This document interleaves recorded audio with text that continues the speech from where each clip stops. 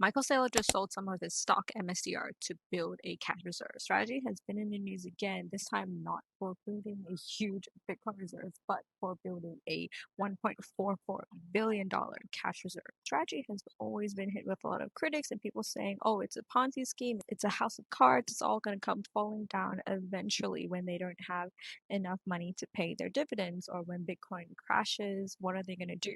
They currently hold over 650,000 BTC worth over $59 billion.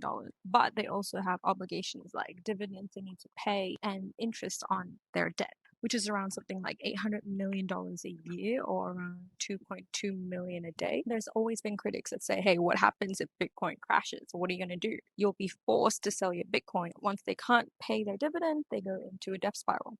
But with this new cash reserve raise, they'll be able to. They sold their common stock at a positive MNAV. So this is above their Bitcoin holding value at the time. Then again, a lot of people are commenting saying, hey, you're supposed to only be buying Bitcoin, aren't you?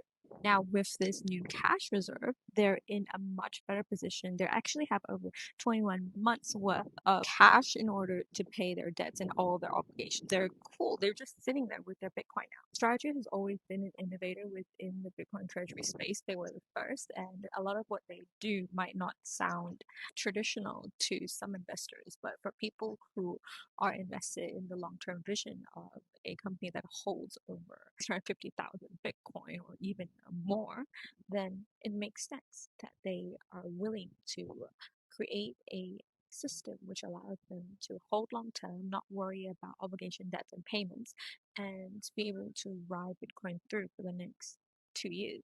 The bottom line here is they're still one of the biggest companies in the world that holds Bitcoin. They have a cash reserve to pay all their debt obligations. And while creating their cash reserve, it was accretive for the shareholder because it was above the MNAV.